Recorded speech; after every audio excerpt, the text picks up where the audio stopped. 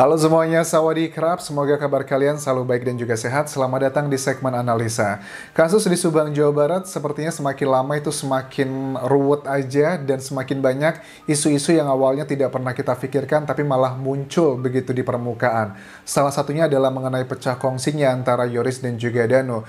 Di video sebelumnya aku bahas adalah bahwa ada keterangan dari wawancaranya tim kuasa hukum Yoris dan juga Pak Yosep, Pak Rohman ya, yang di situ menyatakan ada alasan kenapa kok mereka itu terutama Yoris ya memisahkan diri dari Danu karena dinilai Danu itu memberikan keterangan yang dinilainya adalah banyak kebohongannya dan suka berubah-ubah. Salah satunya adalah mengenai pada saat Danu diperiksa melakukan BAP, Yoris dan juga istrinya mendengar secara langsung bahwa Danu itu menyebut nama Pak Yosep dan juga Bu Mimin sebagai orang yang terlibat. Tapi pada saat diminta untuk tanda tangan BAP, kok tiba-tiba Danu bilang tidak bersedia dan juga mengatakan bahwa itu adalah karangan dia saja. Oke, sebelumnya aku sudah bahas mengenai dari sudut pandang Danu dan juga sudut pandang yang berbeda, tapi di video kali ini adalah begini. Kalau seandainya Yoris memang sudah menaruh kecurigaan dengan Danu, suka nggak suka, karena pada saat Yoris pindah tim kuasa hukum, itu adalah sebuah action nyata bahwa Yoris memang menaruh kecurigaan dengan Danu. Kalau awalnya pada saat mereka bersama, kita juga bisa lihat dari jejak digital media, digital trace-nya itu banyak sekali yang mengisyaratkan bahwa Yoris itu sangatlah curiga dengan ayahnya, yaitu dengan Yosef. Tapi sekarang dikonfirmasi lagi dengan tim kuasa hukumnya, alasannya adalah karena Yoris pun sangat curiga sekarang dengan Danu. Oke, kita coba cross check dulu ya, kenapa kalau seandainya Yoris memang curiga dengan Danu, kenapa baru memisahkan diri, mencabut kuasa hukumnya bersama Danu. Itu kalau aku tangkap keterangan dari kuasa hukumnya Danu, itu adalah di tanggal 24 Desember 2021 secara resmi bahwa Yoris sudah tidak bersama lagi dengan tim kuasa hukumnya Danu. Walaupun dari tim pengacara yang lama dari Danu juga mengatakan sebenarnya Yoris juga sudah ngobrol pengen memisahkan gitu tim kuasa hukum antara Danu dan juga Yoris, tapi ditolak. Akhirnya ya sudah, Yoris memisahkan diri dan bergabung dengan Pak Yosep. Kalau kita lihat cek jejak digital di tanggal 18 Oktober 2021 itu adalah pertama kali Yoris mengucapkan di media massa bahwa dia akan memakai pengacara. 18 Oktober 2021. Sebelumnya kita sudah mendengar wawancara banyak sekali di media massa bahwa dia tidak mau pakai pengacara karena awalnya kan juga Pak Yosep menyiapkan pengacara untuk dia dan juga dengan Yoris, tapi Yoris menolaknya dengan alasan yang sudah kalian tahu di media massa. Tapi di 18 Oktober Yoris mengatakan alasannya karena ada banyak kejanggalan di kasus ini. Makanya tujuan dia memakai pengacara agar kasusnya segera terungkap begitu. Di 18 Oktober. Kemudian di 24 Desember 2021, pengacara Danu yang juga Yoris yang lama ya, mengatakan bahwa Yoris sudah mencabut tim kuasa hukumnya untuk Pak Taufan di sini.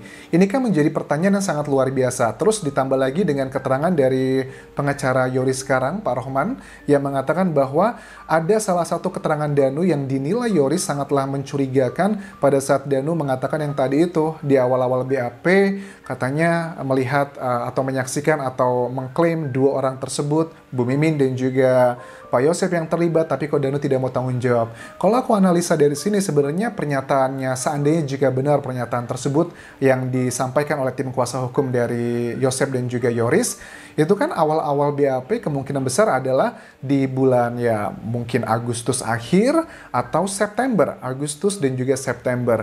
Dan kenapa butuh waktu sebegitu lamanya Yoris untuk tidak merubah pikirannya? Maksudnya gimana Anjas? Maksudnya gini, kalau BAP tersebut yang diklaim oleh tim kuasa hukumnya dari Yoris dan juga Yosep sekarang ini tentang hal itu, apakah benar atau salah, kita sedang menanti kabar itu. Ya, kenapa butuh waktu sebegitu lamanya gitu? Dari bulan Agustus sampai ke 18 Oktober saja, Agustus, September, Oktober itu sudah 2 bulan pas ya. 2 bulan pas, masa ada beberapa kemungkinan, mungkin aja bahwa si Yoris tidak mendengar pernyataan Danu tersebut, tapi menurut aku juga aneh karena keterangan dari Pak Rohman ini menyatakan bahwa bagaimana caranya kok dia bisa mengetahui ada pernyataan tersebut yang dilontarkan oleh Danu, dugaannya seperti itu adalah pada saat mereka sedang dilakukan pemeriksaan BAP, mereka duduknya tidak jauhan dan mereka mendengar pernyataan itu secara langsung. Nah itu kan sebenarnya kalau kita masukin pikir logika, ya berarti itu kalau nggak di bulan Agustus akhir atau nggak di September, itu jelas sebelum mereka, Yoris dan juga Danu pada saat masih bersama, mereka memutuskan untuk mencari pengacara. Kenapa harus sampai di akhir Desember, tepatnya di tanggal 24, seperti keterangan dari Pak Taufan di sini mengatakan secara resmi Yoris mencabut kuasa hukumnya di sana. Itu kenapa sebegitu lamanya gitu? Well, let's say kita bagi dua terminnya ya. Termin yang pertama adalah dari yang Agustus, karena BAP-nya BAP awal, kemungkinan besar akhir-akhir Agustus. Aku yakin tim penyidik yang menonton video ini mereka sudah punya jawabannya. Apakah itu benar atau tidak? Kenapa kok seperti ini? Kenapa juga seperti itu? Dan sekali lagi aku garis bawahi bahwa yang mengatakan hal tersebut tentang bahwa Danu mengklaim Pak Yosep dan juga Bu Mimin adalah orang yang terlibat, itu kan si Yoris dan juga Yanti istrinya, menurut keterangan Pak Rohman yang merupakan tim kuasa hukum mereka sekarang mengatakan mereka tuh mendengarnya secara langsung pada saat mereka tuh nggak sengaja lagi di BAP. Tapi kenapa membutuhkan waktu sebegitu lamanya untuk meyakinkan Yoris bahwa Pak Yosep dan juga Ibu Mimin justru yang tidak terlibat? Nah ini kan hal yang tidak masuk akal gitu ya, lama banget gitu, itu tidak masuk akal bagi aku karena mungkin aku tidak tahu data-datanya secara utuh. Tapi itu adalah hal yang kalau kita lihat dari sisi kontranya. Kalau yang dari sisi pro dengan Yoris dan juga keluarganya, karena mereka sudah satu tim sekarang, ya mungkin aja gini Anjas, memang dibutuhkan waktu yang begitu lama, karena apa? Karena kan ya Yoris memang sih dari awal kan hubungannya dengan sang ayah dan ibu tiri itu tidaklah baik-baik aja, dan juga banyak isu-isu mengenai permasalahan keluarga yang tersiar di media massa, makanya butuh waktu sebegitu lamanya. Bener atau enggak, karena dia memiliki kepercayaan tinggi dengan Danu kan ya, orang kepercayaannya boleh dibilang memiliki hubungan emosional yang lebih dekat gitu, setiap hari lebih bersama dibandingkan dengan ayahnya mungkin seperti itu. Dan Yoris mungkin merasa tidak mungkin Danu seperti itu, tapi kok yang menjadi aneh, bagaimana mungkin dari awalnya sangat support tapi kemudian tiba-tiba membalik. Nah ini menjadi salah satu hal yang sekarang sedang menjadi pertanyaan di media massa. Apakah ini salah satu strategi Yoris ataukah ini pure karena ini adalah proses perjalanan dia untuk mengungkap siapakah pelaku sebenarnya? Well, tentunya sekali lagi ya, pada saat seseorang saksi gitu menuduh A, B, C, D, tentunya kalau untuk kasus ini tim penyidik dari Polda Jabar sudah tidak lagi rely pada keterangan saksi, tapi juga harus disilangkan dengan data-data lainnya, misalkan dengan data BTS atau data dari jejak tubuh manusia ataupun data-data dari lainnya, karena kasus ini kan sudah memasuki bulan kelima, otomatis tingkat yang namanya biasnya itu sudah sangat tinggi sekali. Pemeriksaan mereka kan sudah belasan kali, Pak Yosep tuh 15 atau 16, Danu pun juga sudah belasan, Ibu Mimin pun juga sama. Artinya kalau sudah diperiksa belasan kali, kemungkinan besar tidak lagi jawaban-jawaban mereka di pemeriksaan ketiga sampai ke belasan, itu sudah tidak lagi menjadi hal yang sangat fundamental, karena sudah belajar dari pemeriksaan sebelumnya, takutnya adalah menjadi opini, bukan lagi menjadi fakta. Tentunya ini adalah dengan azas praduga tak bersalah. Tapi yang menjadi pertanyaan sekali lagi besar adalah kenapa sih kok tim penyidik Polda Jabar ataupun juga Polres Subang saat itu kalau memang masih menangani kasus ini di BAP yang dinilai Yoris dan juga Yanti, mereka mendengar Danu mengatakan hal seperti itu, kemungkinan besar dugaanku adalah di bagian pada saat melakukan pemeriksaan dengan Polres Subang ya saat itu. Karena kan Polda Jabar baru mengambil kasus ini dari Polres Subang sejak 15 November 2021.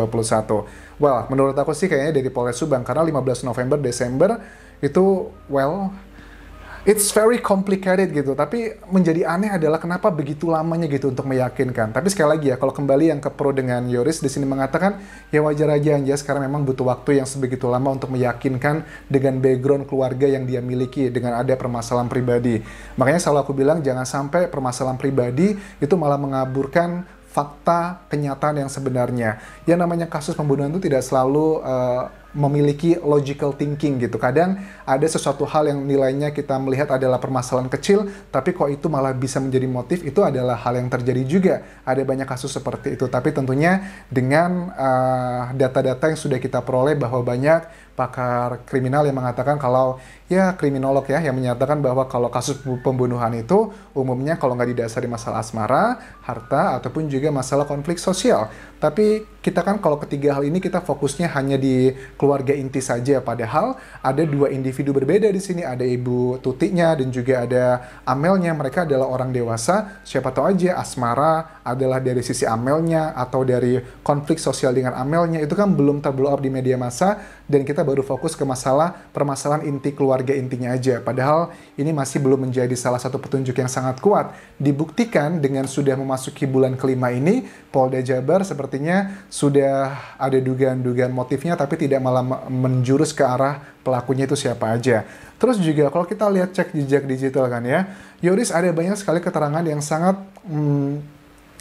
menyerang Pak Yosep gitu. Misalkan kalian masih ingat tentang mobil yang dugaannya adalah mobilnya almarhum Amel yang Yaris kalau nggak salah ya. Itu katanya menurut Yoris di sejumlah wawancaranya mengatakan bahwa mobil tersebut sempat diamankan terlebih dulu ke sebuah rumah yang bukan di kantor Polsek. Itu adalah yang pertama. Kedua adalah mengenai Golf yang dugaannya dia sangat lantang maksudku ya. Ngomong bahwa kalau ayahnya, Pak Yosep dan juga mungkin pamannya itu masuk ke lokasi TKP itu di tanggal 19 siang atau sore, kayaknya sore kurang lebih untuk mengambil sesuatu hal dan dugaannya ada hal-hal yang tidak boleh dilakukan. Itu juga kita bisa cek jejak digitalnya seperti itu. Terus juga ada keterangan mengenai permasalahan di keluarga mereka. Konflik A, konflik B, konflik C, dan D itu banyak sekali.